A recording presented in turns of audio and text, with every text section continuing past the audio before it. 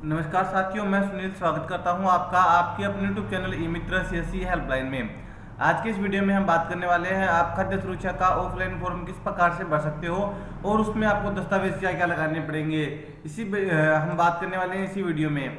देखिए, सबसे पहले आपके सामने ये रहा फार्म। यहाँ पर आपको लिखना पड़ेगा उपखंड अधिकारी। तो आपका जो भी उपखंड कार्यालय होता है वो राउसर या फिर जो भी कार्यालय होता है हमारा, जैसे राउसर लगता है तो हम यहाँ पे राउसर डाल देंगे।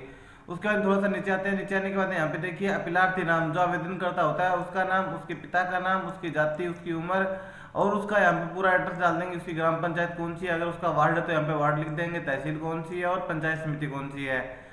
यहाँ पे उनका पूरा एड्रेस आ जाएगा, जो कि हमें आधार कार्ड और जन आधार कार्ड को देख करके ही लिखना है। उसके जस्ट नीचे ही हमें मिल जाता है मुखिया के पूरे परिवार का विवरण देखने को हमें मिल जाता है। तो यहाँ पे जो आवेदन करता होता है, जो राशन कार्ड में मुखिया होता है उसका नाम, यहाँ पे जन आधार कार्ड में जो मुखिया है उसका नाम, उसकी माता का नाम, उसके पिता का नाम, यहाँ पे संबंध स्वयं आ जाता है तो लिख देंगे उसका आधार नंबर यहाँ पे हम फिल कर देंगे। इसी हिसाब से यहाँ पे सेकंड नंबर सदस्य का नाम डालना है, उसकी माता का नाम, पिता का नाम, उसके बाद इस आवेदक से इसका क्या संबंध है। जैसे इसका पति पत्नी है तो पति पत्नी, पुत्र पुत्री है तो जो भी संबंध है वो यहाँ पे आपको लिखना है। उसके बाद यहाँ पे लिंग आ जाएगा, स्त्री है या फिर पुरुष है, उसके बाद उनकी जन्म दिनांक आ जाएगी। उसके बाद उनका जन आधार कार्ड नंबर आ जाएगा, उसके बाद उनका आधार नंबर आ जाएगा। इसी प्रकार से ये पूरी डिटेल आपको फिल कर लेनी है। जितने सदस्य होते हैं उन सभी डिटेल यहाँ पे आपको डाल देनी है। उसके बाद यहाँ पे देखिए समावेशन इंक्लूजन, आप इनमें से कौन सी कैटेगरी में आते हैं, कौन सी कैटेगरी में अपनी पात्रता रखते हैं, वो डिटेल हमें यहाँ पे फिल करनी पड़ेगी। तो यहाँ पे देखिए अंत्योदय परिवार है, यहाँ पे स्टेट बीपीएल परिवार है, बीपीएल परिवार है, अन्नपूर्णा योजना के लाभार्थी हैं। अगर थोड़ा सा नीचे स्क्रॉल करते हैं तो हमें बहुत सी कैटेगरियां देखने को मिल जाती है, जैसे मुख्यमंत्री वृद्धजन सम्मान योजना, यानी अगर किसी की भी वृद्धजन पेंशन आ रही है तो वो फॉर्म भर सकता है। इंदिरा गांधी राष्ट्रीय वृद्धजन पेंशन योजना, उसका नहीं, अगर कोई विधवा नारी की पेंशन आ रही है तो वो इसमें अपना फॉर्म भर सकते हैं।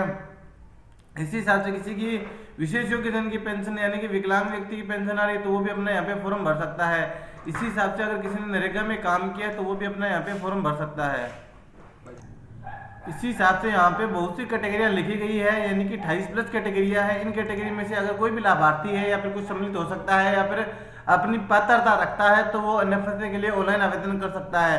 यहाँ पे देखिए अन्वेषण कौन सी कैटेगरी है, उसके बाद उपवर्ग कौन सा। जैसे उपवर्ग के अंदर हम बात करें तो ऐसा आ जाता है कैटेगरी नंबर 5 के अंदर उपवर्ग। यहाँ पे आप देख वर्ग करें तो किसी है, तो इसी प्रकार से यहाँ पे जो कैटेगरी है उसका उपवर्ग यहाँ पे आप देख सकते हो। इसी हिसाब से हम साक्ष्य के रूप में दस्तावेज जो आप अपलोड कर रहे हो, जैसे अगर कोई यहाँ पे देखिए नरेगा में कर रहा है तो अपना नरेगा का जॉब कार्ड अपलोड कर रहा है तो वो यहाँ पे लिख देगा नरेगा का जॉब कार्ड है। इसी हिसाब से कुछ कैटेगरी यहाँ पे लिखी गई है जिनमें से आप सम्मिलित नहीं होने चाहिए।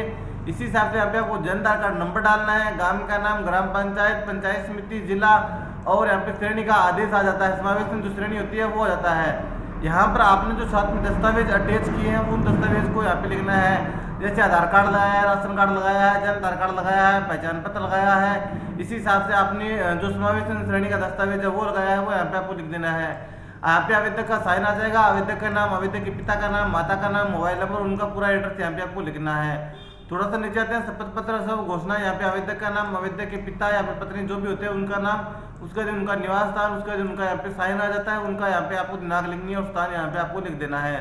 थोड़ा सा नीचे करते हैं, यहाँ पर सेम टू सेम रहेगा आवेदक का नाम, आवेदक के पिता पत्नी का नाम, उसका जो उनका निवास स्थान, तहसील, जिला यहाँ पे आपको लिखना है।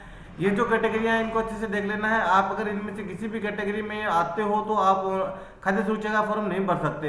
यहाँ पे आवेदक का नाम, स्थान और दिनांक यहाँ पे आपको लिख देना है। यहाँ पे देखिए प्रार्थी मकान सहित फोटो चस्पा करें। आपको आपके मकान के आगे खड़ना है और उसके बाद में जो आपकी एक फोटो खिंचवा करके यहाँ पे देखिए 4x6 की एक फोटो आती है। 4x6 की आप किसी भी स्टूडियो से जाकर के या फिर मित्र पे जाकर के निकलवा सकते हो। उसके बाद वो फोटो यहाँ पे आपको चिपानी है। फोटो चिपाने के बाद अगर आप ग्रामीण क्षेत्र से हो तो आपके सेक्रेटरी और सरपंच की फोटो के ऊपर साइन होंगे। अगर आप शहरी क्षेत्र से हो तो यहाँ पर आपका वार्ड मेंबर और ईओ की रिपोर्ट होगी। इसी हिसाब से यहाँ पे देखिए कुछ कैटेगरियाँ यहाँ पे लिखी गई है। यहाँ पे ग्राम विकास अधिकारी के यानी कि जो आपका ग्राम पंचायत सहायक होता है या फिर आप वीडियो भी बोल सकते हो उसका साइन होगा। उसके लिए हल्का पटवारी की यहाँ पर रिपोर्ट होगी। ये सभी रिपोर्ट होने के बाद में जो जो दस्तावेज मैंने अभी आपको बताए हैं वो सभी दस्तावेज लगा करके आपको फॉर्म आपका ऑनलाइन करवाना है।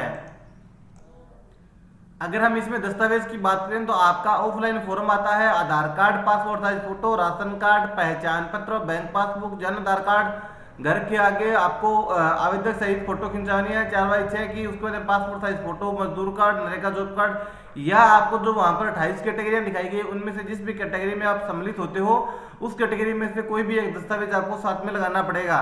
इसी हिसाब से आपको पटवारी, वार्ड मेंबर या सरपंच, एक सरकारी कर्मचारी, ग्राम विकास अधिकारी अथवा अगर आप अधिशासी अधिकारी नगर पालिका की रिपोर्ट आपको फॉर्म पे करवानी है।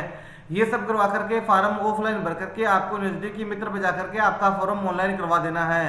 तो इस प्रकार से आप आपका एक ऑफलाइन फॉर्म भरवा सकते हो, संबंधित दस्तावेज लगा सकते हो। ये सब दस्तावेज लगा करके और नजदीकी मित्र पे जाकर के ऑनलाइन करवा दीजिए। 15 से 20 दिनों के अंदर आपके फॉर्म का स्टेटस आप चेक करवाते रहिए। उम्मीद करता हूं आज की इस वीडियो में दी गई जानकारी आपको समझ में आ गई होगी और पता भी चल गया होगा किस प्रकार से आप आपका खाद्य सुरक्षा का ऑनलाइन ऑफलाइन फॉर्म भरवा सकते हो। तो चलिए मिलते हैं नई वीडियो नई अपडेट के साथ, तब तक के लिए जय हिंद, जय भारत, धन्यवाद।